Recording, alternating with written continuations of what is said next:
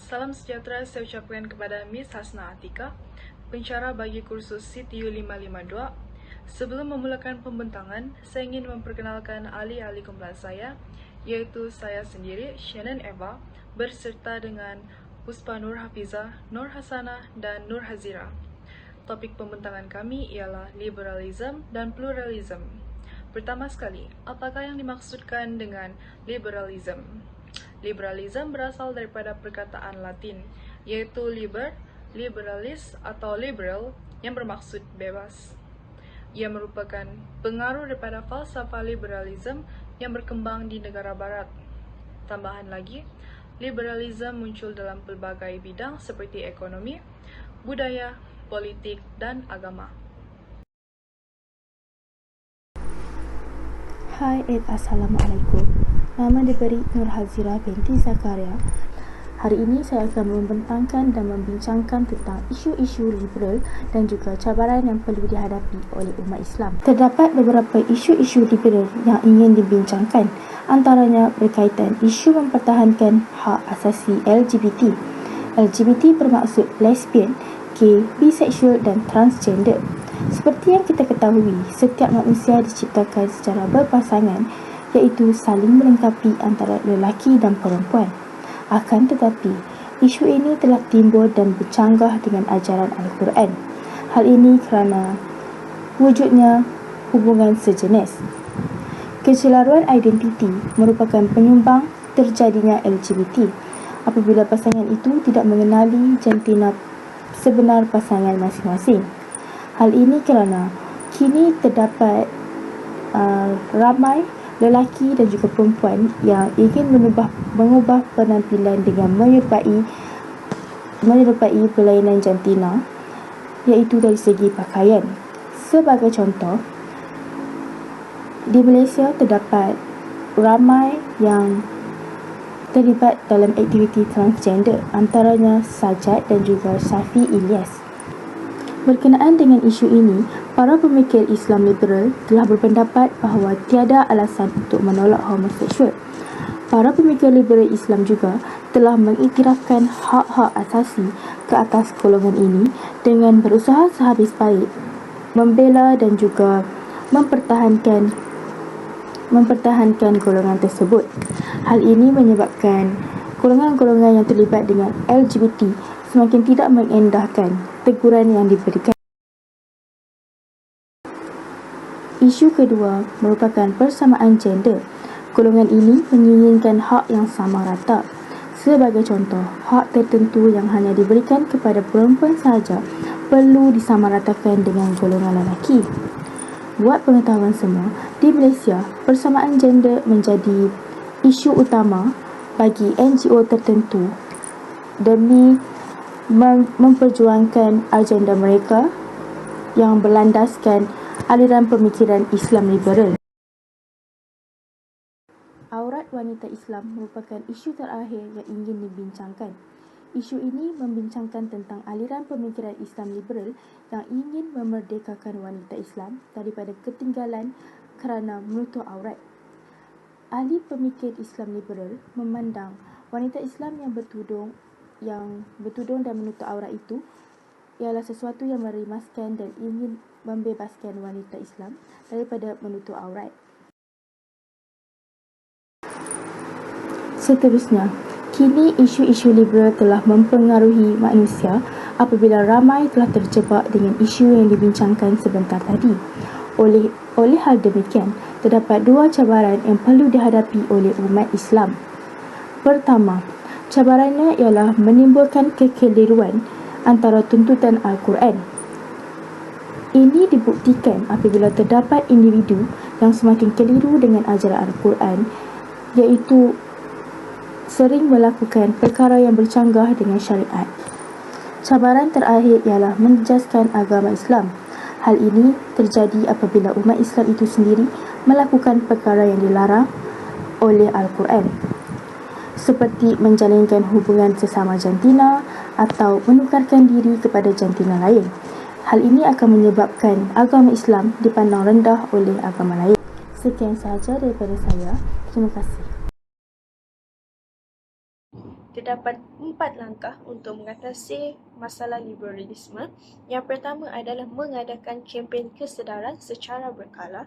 Yang kedua adalah pihak berkuasa hendaklah sentiasa mengiklankan tentang kesalahan liberalisme.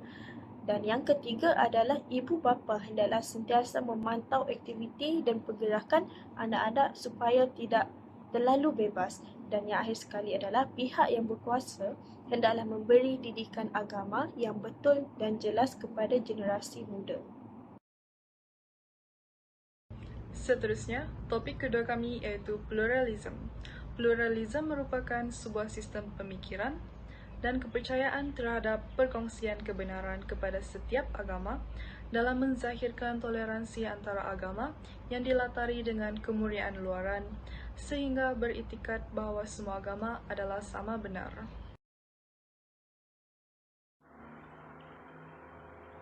Assalamualaikum warahmatullahi wabarakatuh. Nama saya Nur Hasanah binti Baharin dari kumpulan 3. Baiklah, sekarang saya akan membincangkan tentang isu yang terjadi dalam pluralism.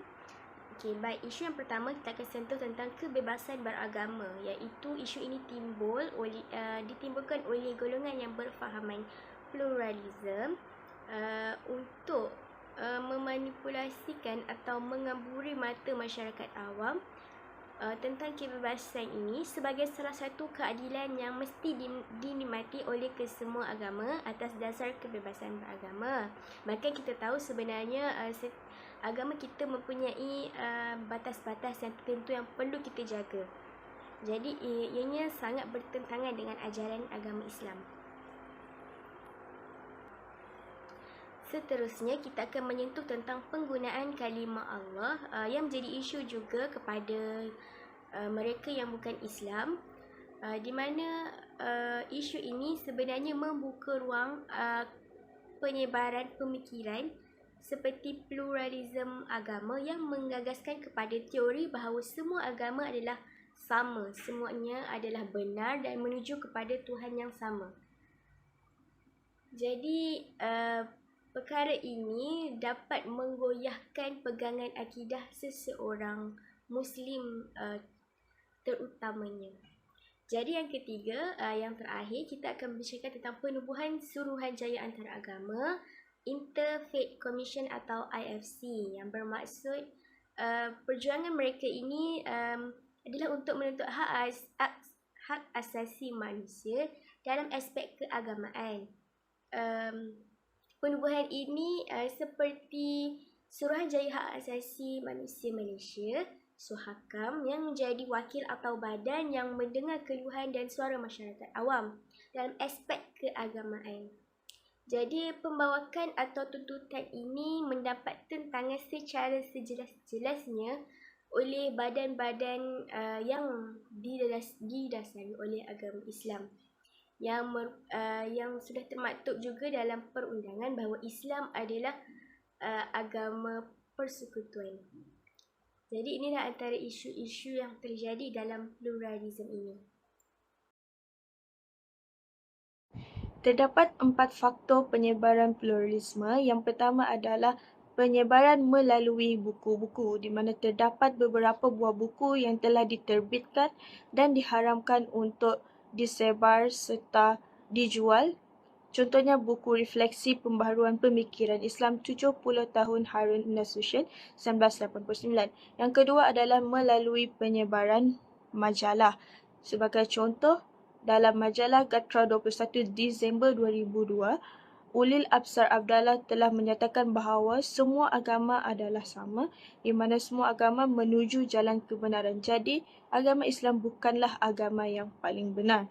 Yang ketiga adalah penyebaran melalui laman sesawang internet, di mana di laman sesawang internet terdapat ruang artikel, soal jawab, perbincangan dan sebagainya sebagai rujukan.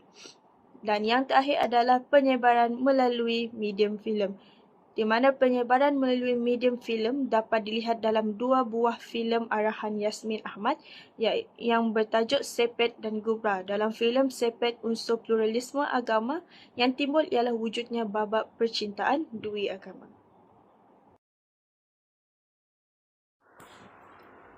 Seterusnya, kita akan membicarakan tentang ancaman pluralism. Baiklah, ancaman pertama ialah normalisasi hukum murtad. Ia bermakna apabila pendukung pluralism yang berpegang kepada tanggapan bahawa kebenaran tidak hanya eksklusif kepada agama Islam saja, maka sudah pasti isu murtad dalam kalangan umat Islam tidak lagi dianggap serius. Jadi mereka boleh sesuka hati keluar masuk antara agama Islam dan agama-agama lain. Dan umat Islam boleh sahaja diberikan hak untuk mencuba agama-agama lain dengan berpandukan kepada kebebasan dan hak untuk memilih. Itu adalah salah satu perkara yang patut kita jauhi dan ia tidak benar. Kemudian, antara ancaman pluralism yang lain adalah usaha dakwah bakal sia-sia. Ianya menjadi tidak relevan kerana pluralism ini tertanam dalam minda umat Islam. Apakah kewajaran untuk penganut agama Islam menganut agama lain? Seandainya agama yang mereka anuti juga adalah benar dan mampu menjamin keselamatan di akhirat kelak, apa gunanya Nabi kita Muhammad SAW menghantar surat-surat kepada pembesar Rom yang beragama Kristian dan pembesar Parsi yang beragama Majusi kalau tidak kerana mengajak mereka kepada kebenaran agama Islam? Apa gunanya usaha Nabi kita untuk berdakwah tentang Islam? Seandainya kebenaran dan jaminan keselamatan di akhirat juga terdapat dalam agama-agama lain, sudah pasti para sahabat tidak bersusah payah meninggalkan Makkah dan Madinah yang penuh barakah demi semata-mata memastikan cahaya Islam bersinar ke seluruh alam. Maka itulah yang kita perlu fikirkan sekarang. Dan ancaman yang seterusnya adalah memecah belahkan umat Islam. Perpecahan dalam kalangan umat Islam akan berlaku apabila fahaman-fahaman ini muncul dan akan mencetuskan ajaran-ajaran baru yang sesat. Terakhir sekali adalah mengancam institusi Islam yang telah wujud. Bermakna institusi Islam tidak lagi dipandang, malah dianggap sama rata bidang kuasanya dalam setiap agama. Jadi itu sangatlah tidak adil dan tidak wajar. Dan institusi Islam juga mungkin dibubarkan kerana fahaman-fahaman seperti ini. Dan tiada siapa yang membantah akan fahaman ini. Maka inilah ancaman-ancaman yang terjadi. Sekian, terima kasih.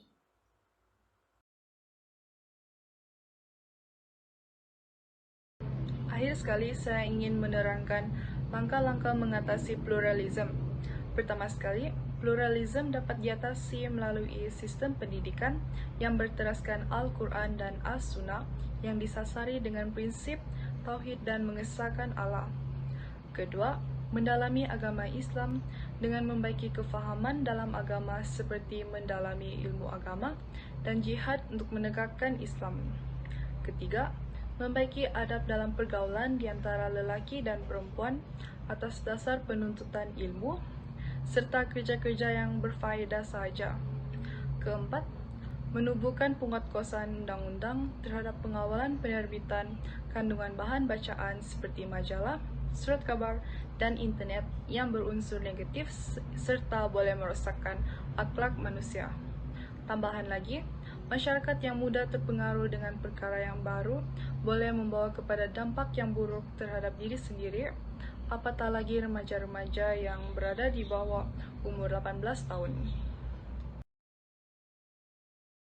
Kesimpulannya, kefahaman di antara liberalisme dan pluralisme membawa maksud yang sama, iaitu kebebasan, namun dari segi yang berbeza.